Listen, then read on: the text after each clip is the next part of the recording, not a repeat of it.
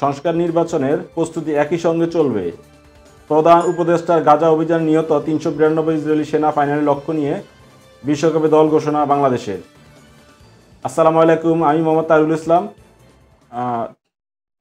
এতক্ষণ শুনছিলেন সংবাদ শিরোনাম, এবার বিস্তারিত।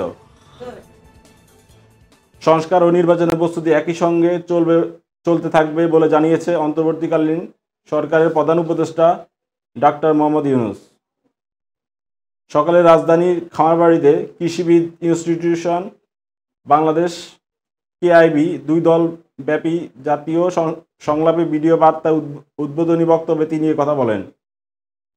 ফোরাম ফর বাংলাদেশ স্ট্র্যাটেজির FBS আয়োজনে ঐক্য সংস্কার নির্বাচনে বিষয়ে এ জাতীয় সংলাপ শুরু হয়। ডাক্তার মোহাম্মদ ইউনূস বলেন, নির্বাচনের প্রস্তুতির কাজ মূলত নির্বাচন কমিশনের। নাগরিকদের নির্বাচনের তারিখ না পাওয়া পর্যন্ত এ প্রক্রিয়া সময় দিতে হয় না, কিন্তু সংস্কারের কাজ সকল নাগরিক অংশগ্রহণের করতে হবে। এবার চলে যাচ্ছি আন্তর্জাতিক খবরে। আন্তর্জাতিক খবর, ইসরায়েলি সামরিক বাহিনীর তথ্য মতে মধ্য গাজা উপত্যকায় লড়াইয়ের অবস্থায় অমিত লেবি নামের আরও এক রিজার্ভ সেনা নিহত হয়েছে। ৩৫ বছর বয়সী অমিত লেবি সেনা সদস্য পদাতিক ব্যাটালিয়নের একজন ক্যাপ্টেন ছিলেন। খবর আল জাজিরা। ১ বছর বেশি সময় ধরে গাজায় চলমান ইসরায়েলি সামরিক অভিযানে ৩৯২ জন ইসরায়েলি সেনা নিহত হয়েছে। অন্যদিকে ১ বছরের বেশি সময় ধরে গাজায় ৪৫,০০০ বেশি মানুষ নিহত হয়েছে। গাজায় স্বাস্থ্য মন্ত্রণালয় জানিয়েছে, সেখানে এখন পর্যন্ত ৪৫,৩৬১ ফিলিস্তিনি নিহত হয়েছে। এছাড়া আহত হয়েছে আরও ১,০৭,৮০৩ জন। গাজায় নুসাইরাত শরণার্থী শিবিরে আল আদা হাসপাতাল কাছে ইসরায়েলি বিমান হামলায় ৫ সাংবাদিক নিহত হন।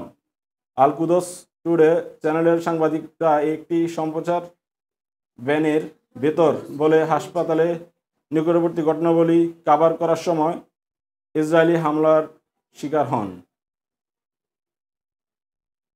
এখন চলে যাচ্ছি খেলার খবরে। খেলার খবর ক্রিকেট।